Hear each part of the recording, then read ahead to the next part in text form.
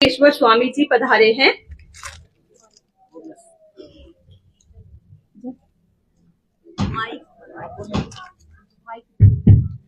अब मैं आप सबसे करबद्ध निवेदन करती हूँ कि स्वामी जी आप अपने अमूल्य वचनों से हम सभी को अनुग्रहित करें। कृपया तालियों के साथ इनका स्वागत करें। हरि ओम।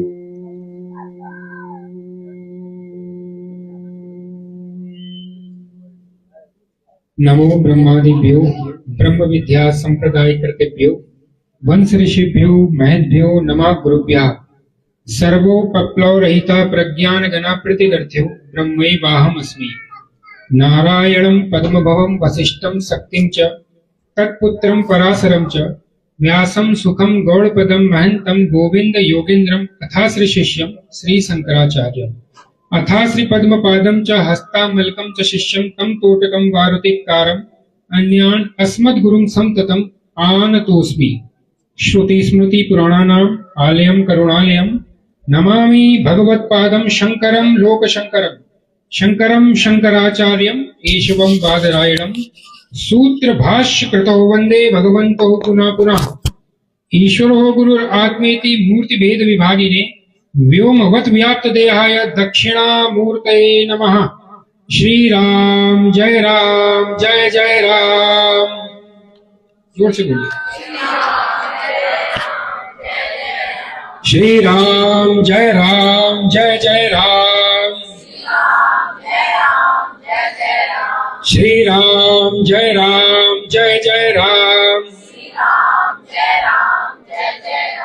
श्री राम जय राम जय राम। श्री राम जय राम जय राम।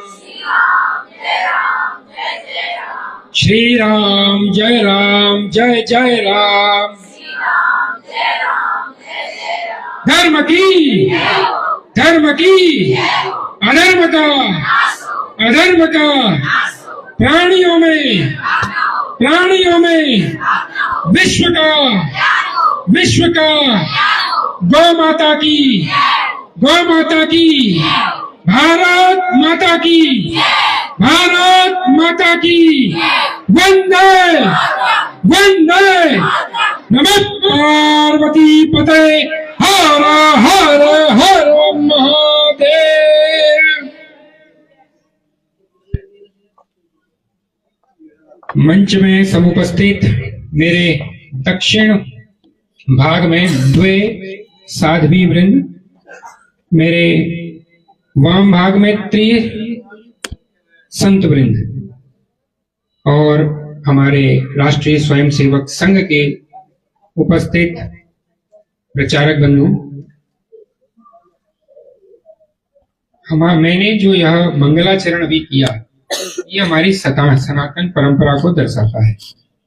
श्रीमन नारायण से हमारी सनातन परंपरा शुरू होती है और आचार्यों से होते हुए आज हमारे द्वारा यहाँ इस बात को कहा जा रहा है।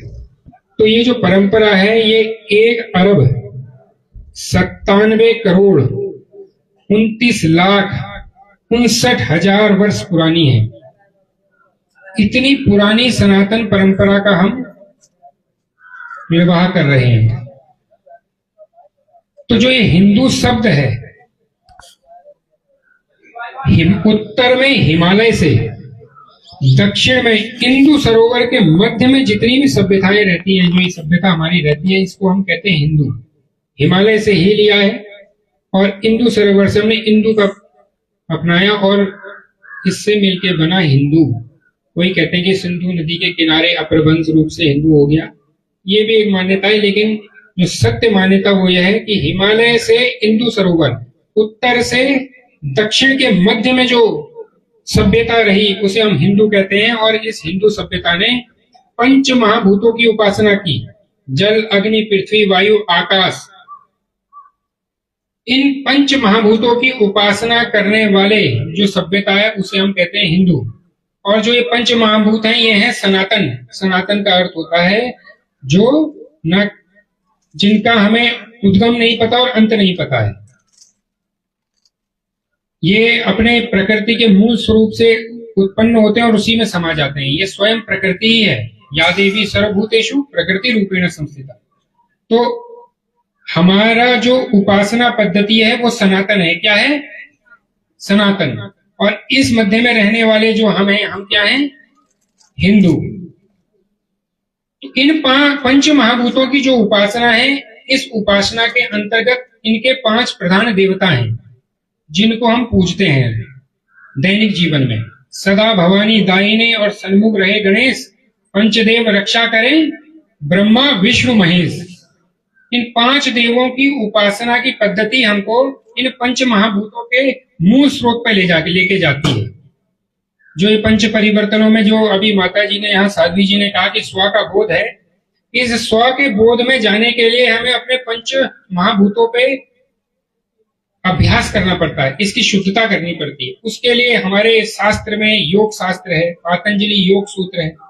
इसके द्वारा हम अपने प्राणों के आयाम को रोक के अपने प्राण को सुषुम्ना नाड़ी से ऊर्ध्वागमन करके 60 चक्रों को भेदन करते हुए सहस्त्र दल कमल में जहां परम शिव का निवास है, वहां हम उसको अनुसंधानित करते हैं। इस क्रिया को करने के लिए, ये मैंने बहुत आगे की आपको बात बताई, लेकिन शुरुआत होती है पंचदेव उपासना से, शुरुआत होती है मूर्ति पूजन से। धीरे धीरे धीरे धीरे क्षणे क्षणे आप अंतर्मुखी होते रहते हैं और आप अपने अध्यात्म की परम चेतना को प्राप्त होते हैं। तो सर्वप्रथम जब हम सुबह उठते हैं तो सर्वप्रथम हम किसको जल देते हैं? भगवान सूर्य को। सूर्य में को जल देने से 7 किरणों का परावर्तन आपके ऊपर होता है। वो 7 किरणें आपके 7 चक्रों को बैलेंस करती है। आपको चंद्रमा सूर्यो जायते, चंद्रमा मनसो जायते, सूर्य और चक्षुर जायते। चंद्रमा मन के प्रतीक हैं, सूर्य चक्षु दृष्टि के प्रतीक हैं। भगवान सूर्य से यह प्रार्थना होती है कि आप हमें ऐसी दृष्टि प्रदान करें जिसके द्वारा हम अपने स्व के बोध को जान सकें। वो दृष्टि तीसरा नेत्र है, सामाजिक दृष्टि 2 नेत्र है। दोनों ही दृष्टियों को देने वाले भगवान सूर्य हैं। तो जब हम सूर्य की उपासना करते हैं तो सूर्य की उपासना से हमारे जीवन में स्व का बोध होता है, क्योंकि दृष्टि देने वाले वो हैं। क्या है? पंच परिवर्तनों में जो स्वबोध है उसका आलम्बन हमको भगवान सूर्य से लेना चाहिए। सूर्य की उपासना अगर हम अपने दैनिक जीवन में करेंगे तो अपने स्व में उतरने की व्यवस्था शुरू हो जाएगी और आप धीरे धीरे ध्यान मार्ग की ओर अग्रसर हो जाएंगे। तो जब हम जीवन में, अपने दैनिक जीवन में अपने कुटुंब में बैठेंगे और बातचीत करेंगे, अपने सनातन धर्म की चर्चा अपने बच्चों के साथ करेंगे। जब हम छोटे बच्चे हैं तो उनको सुबह सुबह तिलक लगाइए, तिलक से शुरुआत कीजिए, उनको हनुमान चालीसा का पाठ कराइए, गीता का उपदेश कीजिए। तो बचपन से ही उनके जीवन में संस्कार जागृत होगा। आज हम अचानक से कहें कि हमने जीवन भर अपने बच्चों को कुछ नहीं सिखाया और अचानक से हम कहें कि तुम नशा मुक्ति कर दो, ये नहीं। नशा बहुत बड़ी दिक्कत है इस वक्त हिमाचल, उत्तराखंड, जम्मू कश्मीर, पूरे देश में। और सभी माएँ मैं मिलता हूँ और जाता हूँ तो सारी माताएं बहुत परेशान होती हैं। वो रोती हैं कि गुरुजी बताइए क्या करें, ये नशा कर रहा है बच्चा। नशा बच्चा अब इसलिए कर रहा है कि आपने बचपन में उसको अध्यात्म नहीं दिया, उसको स्व का बोध नहीं दिया। माता जी कह रही थी वो देने के लिए आपको शुरुआत में ही उसे सूर्य की उपासना देनी थी, जो हमारा क्या था? सिद्धांत था, सनातन सिद्धांत था। अगर हम अभी से अपने बच्चों को, जो छोटे बच्चे हैं और जो बड़े हैं, उनको भी अध्यात्म की ओर अग्रसर करें, अध्यात्म की ओर लाएं और उनको बताएं कि आत्मबोध प्राप्त करने के लिए आपको ध्यान करना है, मेडिटेशन करना पड़ेगा। इसके लिए जब ये इच्छा जागृत हो जाएगी तब आप महापुरुषों का संग करेंगे। अब आप जानना चाहेंगे कि ये होता कैसे है। जब ऐसा कोई मुमुक्षु व्यक्ति आता है तो फिर, अंग्रेजी में नहीं कहना चाहिए लेकिन एक कहावत है कि when disciple is ready master appears. जब शिष्य तैयार होता है तो गुरु प्रकट हो जाता है। उस समय ये कैसे होगा, क्या होगा, ये सारी चीजें हमारे घर से शुरू होंगी। सुबह आप सब बैठिए, बच्चों को पुराने हमारे, अब हम कह रहे हैं जनवरी, ये माघ का महीना है, माघ फागुन चैत बैसाख, ये सब हमें उन्हें बताना है। हमें अपना जन्मदिन जो बच्चों का है वो तारीख पे मत जाइए, तिथि पे, इस तिथि पे वो जन्म हुआ था। अभी हमारे आदिगुरु हमारे शंकराचार्य जी हैं, निश्चलानंद सरस्वती जी महाभाग पूरे पीठाधीश्वर, उनका भी आज एक बीच में एक स्लोगन उसमें उन्होंने लिखा था कि अपना जन्मदिन तिथि के अनुरूप बनाइए, उसमें आपको पुण्य की प्राप्ति होगी, ना कि तारीख पे। तारीख हमारी सभ्यता नहीं है। अब हम कहें कि पाश्चात्य संस्कृति हमारे ऊपर हावी हो रही है, पाश्चात्य संस्कृति हावी ना हो पाए इतनी और हम अपनी जड़ों को मजबूत कर पाए, तो छोटी छोटी चीजों से हमें लेके चलना है, अपनी तिथियों को लेके चलना है, अपने वारों को लेके चलना है, इस वार को शौर्य कर्म करना है नहीं करना है। और सबसे अच्छी चीज, अपने बच्चों को अगर नशे से दूर करना है तो गीता प्रेस की एक पुस्तक आती है, नित्य कर्म प्रकाश, नित्य कर्म पद्धति, उसमें कैसे दंत धवन करना है, कैसे स्नान करना है, कैसे उठना है, कैसे मंत्र जप करने हैं, कैसे ध्यान करना है, कैसे प्राणायाम करना है, ये जीवन में अनिवार्य चीजें हैं। इनको अपने बच्चों को आप सिखाइए अभी से। दूसरा, गणपति। गणपति क्या है? गणाध्यक्ष हैं। गणों के क्या हैं? अध्यक्ष। भगवान शंकर के साथ भूत प्रेत पिशाच सब रहते हैं, उनके अध्यक्ष कौन है? भगवान गणपति। गणपति जी ने जब वेद व्यास जी ने हमारे शास्त्रों को लिखवाना चाहा, तो लिखने के लिए गणपति जी को वहां पर बैठाया गया। तो गणपति जी ने कहा कि आप बोलते बोलते नहीं रुकेंगे, तो व्यास जी ने कहा कि आप लिखते लिखते भी नहीं रुकेंगे। दोनों में सर पे लगी, लिखते लिखते कलम टूट गई। तो गणपति जी ने अपने दंत को तोड़ के, एक दंत हो गई तब से, और लिखना प्रारंभ किया कि हमको ऐसा विज्ञान ब्रह्म विद्या प्राप्त हो सके, हमको वो ब्रह्म विद्या प्राप्त हो सके और आप भी शिवमय हो सके, इसलिए वो लिखे गए। और उस चीज को हमारे बीच में प्रकट करने के लिए उन्होंने इतना बड़ा त्याग किया। तो जो हमारा परिवार कुटुंब प्रबोधन है, ये हमें गणपति जी से मिलता है। भगवान नारायण की हम उपासना करते हैं, फिर घर के अंदर आते हैं तो फिर हम नारायण को भजते हैं, क्योंकि भगवान तो पालनहार हैं। यदा यदा ही धर्मस्य ग्लानिर्भवति भारत अभ्युत्थानम् अधर्मस्य तदात्मानं सृजाम्यहम्। जब जब धर्म की हानि होती है तब तक प्रभु प्रकट होते हैं। जो एक 5वें परिवर्तन में एक परिवर्तन है ना, सीट बेल्ट, नागरिक कर्तव्य। तो जो नागरिक कर्तव्य भगवान विष्णु से हमें सीखने को मिल रहा है यहाँ पे, कि जब जब आप अपने कर्तव्यों से विमुख हो जाएंगे तब तक प्रभु आएंगे। तो जिस वक्त आप नागरिक कर्तव्य को अपना रहे हैं तो उस वक्त भगवान विष्णु का ध्यान कीजिए। सोचिए कि भगवान विष्णु, आप केवल आरती उतार रहे हैं अंदर, वही भगवान विष्णु की उपासना नहीं है। जब आप गाड़ी से चल रहे हैं और सीट बेल्ट नहीं लगा रहे हैं, वहां पे भी भगवान विष्णु आपको देख रहे हैं। जब आप बच्चे आपके बाइक चला रहे हैं, बच्चों हैं यहाँ कोई युवा, तो वो जब हेलमेट नहीं लगा रहे हैं तब भी नागरिक कर्तव्य का आप उल्लंघन कर रहे हैं, वहां पर भगवान विष्णु आपको देख रहे हैं। ये मत नहीं कि हे भगवान मेरा तो एक्सीडेंट हो गया, सर पे चोट लग गई, मैंने तो सबका अच्छा किया था, मेरे साथ ही बुरा क्यों हुआ। आपने वो कर्तव्य नहीं किया, नागरिक कर्तव्य आपने पूर्ण नहीं किया, तो भगवान ने देखा है आपको, भगवान विष्णु ने। तो हमें जब भगवान विष्णु की उपासना करेंगे तो हमारे जीवन में क्या आ जाएगा? पालनहार व्यवस्था, नागरिक कर्तव्य जो हमारे हैं। जब हम भगवती शक्ति की उपासना करते हैं, या देवी सर्वभूतेषु प्रकृति रूपेण संस्थिता नमस्तस्यै नमस्तस्यै नमस्तस्यै नमो नमः। हम कह रहे हैं कि हे भगवती, हम तुमको शक्ति रूप में प्रणाम कर रहे हैं, हम तुम्हें प्रकृति के रूप में प्रणाम कर रहे हैं। आदि काल में से हम लोग पंच महाभूतों की, मैंने आपको बताया ना, उपासना कर रहे हैं। तो पंच महाभूत प्रकृति है या नहीं? आज इस हिमाचल में, आज हम यहां बैठे हैं, हमें शर्म की बात है ये हमारे लिए। 22 जनवरी आज हो चुकी है और इस माघ के महीने में हिमालय काला है। किसके कारण है? हमारे कारण। हमने वृक्ष नहीं लगाए। हम आए तो हैं, हमने अपने बच्चों को, आपके बच्चे का जन्मदिन होता है, आप उसमें केक काटते हैं। केक काटने की क्या आवश्यकता है? आप एक एक वृक्ष लगवाइए ना।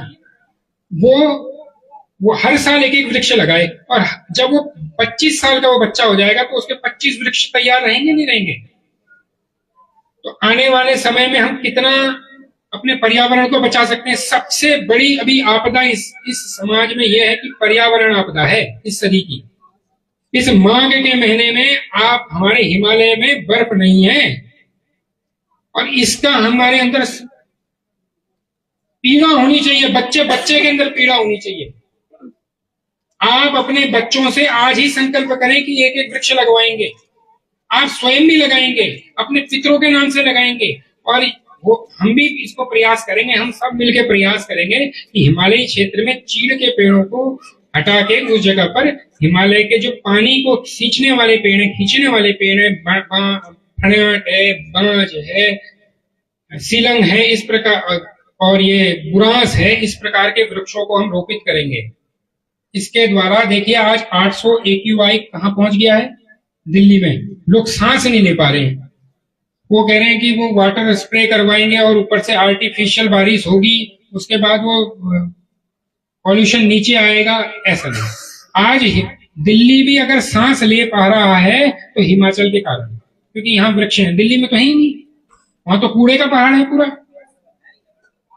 तो आज हम ये संकल्प करेंगे कि आने वाली पीढ़ी के लिए हम क्या देके जाने वाले हैं। क्या ये पॉल्यूशन देने वाले हैं? हम क्या इस पॉल्यूशन में हिंदू राष्ट्र बनाएंगे? तो सर्वप्रथम सबसे पहले जो हमारा आज, इसको भी नैतिक कर्म उसमें ही जोड़ दीजिए कि वृक्ष जरूर लगाएंगे। क्या लगाएंगे? अपने जलाशयों को दूषित नहीं करेंगे, प्लास्टिक का उपयोग कम करेंगे। हम अपने जीवन में अपने इस देवभूमि को देवभूमि बनाएंगे। इसकी शिक्षा हमें कहां से मिलती है? भगवती उपासना से। जब हम अंदर भगवती की उपासना कर रहे हैं तो इन वृक्षों में भी हम भगवती को मानेंगे। तो हमारे पंच परिवर्तन में से पर्यावरण हमें भगवती से मिल गया, उपासना से। और अंत में है नमः पार्वती पतये हर हर हर महादेव। सामाजिक समरसता। भगवान शंकर के यहाँ भूत का भी स्वागत, प्रेत का भी स्वागत, पिशाच का भी स्वागत, देव का भी स्वागत, दानव का भी स्वागत। सबका, सबको लेके चलने वाले कौन है? भगवान शंकर है ना। तो सामाजिक समरसता कहां देखने को मिलती है? भगवान शंकर के यहां मिलती है, शिव जी में। अच्छा एक बात बताइए, एक शिव जी की पूजा कर देंगे तो पांचों की पूजा हो जाती है, पता आपको? आप शिव जी में जब जल चढ़ाएंगे तो उनके बगल में उनकी अर्धांगिनी बैठी है भगवती, वो भी प्रसन्न हो जाती है। उनके बेटे हैं गणेश, वो भी प्रसन्न हो जाते हैं। उनका तीसरा नेत्र है सूर्य, सूर्य भी प्रसन्न हो जाता है। आत्मा स्वरूप भगवान नारायण, वो तो प्रसन्न ही है। एक सामाजिक समरसता से सारे पांचों परिवर्तन हो सकते हैं। एक झंडे के नीचे, एक ध्वज के नीचे हम सब भारतीय हैं, हम सब हिंदू हैं। क्या हैं? हम सब हिंदू हैं। ऐसा मान के जब हम चलेंगे तो हमारा जीवन आगे की ओर प्रेषित होता रहेगा और आगे बढ़ता रहेगा। देखिए हमारे जीवन में, अब मैं आपको थोड़ा सा और अध्यात्म में लेके और जा रहा हूं। हमारे शरीर में कितने चक्र हैं? 7 चक्र हैं। कितने हैं? 7 चक्र हैं। पहला चक्र मूलाधार होता है। मूलाधार में त्रिकोण है, 4 पंखुड़ियों का एक चक्र है विशेष। वहां उसके बीच में त्रिकोण है। आप देखें भगवती की पूजा करते तो हम त्रिकोण बनाते हैं। वहां मूलाधार कहाँ स्थित है? गुदा द्वार और मूत्र द्वार के जो बीच का खाली स्थान है शरीर में, सूक्ष्म शरीर में विद्यमान है। तो वहां 4 पंखुड़ियों वाले कमल के बीच में एक त्रिकोण स्थित है, जिसको हम भगवती का कहते हैं। उसके बीच में शिवलिंग स्थापित है। जो शिवलिंग हम पूज रहे हैं ना यहाँ पे, वो कहाँ स्थापित है? भगवान का निर्गुण सगुण निराकार स्वरूप हमारे अंदर मूलाधार में। उसके बीच में एक सांप, जो आपने देखा होगा यहाँ खड़ा रहता है, वो वहां 3.5 फेरे लगा के सोया हुआ है। उसको हम कहते हैं माता कुंडलनी, जगत जननी, पराम्बा, भगवती। क्या कहते हैं? भगवती। तो जब हम यहाँ अपने हाथों से जल चढ़ाते हैं ना शिवलिंग में, तो इसका जो स्वभाव, इसका जो संस्कार है, हमारे आंखों के माध्यम से हमारे अंतःकरण में प्रवेश करता है। और यह प्रार्थना होती है कि एक दिन वो शक्ति हमारे अंदर भी जागेगी, वो सर्प हमारे अंदर जागेगा, जिसे हम क्या कहते हैं? कुंडलनी। जब वो वहां से जागृत होती है, उसका स्वभाव है ऊर्ध्वगमन करना। फिर हमारे ऊपर स्वाधिष्ठान चक्र है, मेरुदंड के अंतिम में मणिपुर चक्र है, नाभि के पीछे, हृदय के पीछे हृदय चक्र, कंठ के पीछे कंठ चक्र है, विशुद्धि चक्र, आज्ञा चक्र और सहस्त्रार। इस यात्रा को भगवान श्री कृष्ण ने 15वें अध्याय में कहा कि ऊर्ध्व मूला मदा साकाश्वतम प्राहुर्वयम् छंदांसि यस्य पर्णानि यत्संवेद सवेद। कि ऐसा पेड़, ये प्रकृति का स्वरूप ऐसा है कि उल्टी है, इसकी जड़ ऊपर है और शाखें नीचे हैं। ऐसा पेड़ आप कल्पना कीजिए कैसा होगा, जिसकी जड़ें ऊपर हैं और शाखें नीचे हैं। तो जड़ कहाँ है? ये मस्तिष्क। और शाखें कहाँ हैं? हमारे हाथ पैर, ये सब चीजें शाखें हैं। तो हमने अपने मूल स्रोत की ओर जाना है। कहाँ जाना है? हमारा हिंदू सम्मेलन जो यहाँ पर हो रहा है, हम जो ये कर रहे हैं, इसका मूल उद्देश्य है अपने मूल स्रोत की ओर वापस लौटना। मूल स्रोत क्या है? पंच महाभूत। हम अपने इन पंच महाभूतों को स्वच्छ रखने का प्रयास करें। जल, पृथ्वी, अग्नि, वायु और आकाश। ठीक है ना? जब हम इसकी ओर लौटेंगे तो हम अपने मूल की ओर लौट जाएंगे। और जब हम अपने मूल की तरफ को लौटेंगे तो हमारा ऊर्ध्वागमन शुरू होगा, प्राणों का ऊर्ध्वागमन शुरू होगा। आप गहरे ध्यान में जा पाएंगे। आपने सिर्फ पढ़ा होगा कि महात्मा लोग बैठते थे और समाधि लग जाती थी, अपने प्राणों को यहाँ ले आते थे। तो आज भी होता है। ऐसे योग्य शिष्य प्राप्त हों तो हम उसको आज भी करवाएंगे।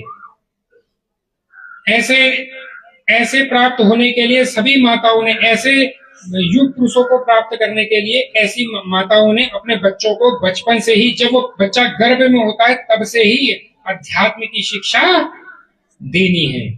तभी हमारा देश विश्व गुरु शक्तिमान हो पाएगा। और मैं राष्ट्रीय स्वयंसेवक संघ, जो हिंदू राष्ट्र के लिए आज रीढ़ है, इसके द्वारा हम आज जिनके अथक भागीरथ प्रयासों से, 100 साल के अथक भागीरथ प्रयासों से आज के कारण आज मैं यहाँ उपस्थित होकर ये बात बोल पा रहा हूँ। आज हम हिंदू सम्मेलन कर पा रहे हैं। हम इनके बड़े आभारी हैं। देखिए, इन प्रचारकों ने, ये संत महात्मा हैं सारे, जो आपके घरों में आके भोजन करते हैं, ये परिवारजक हैं।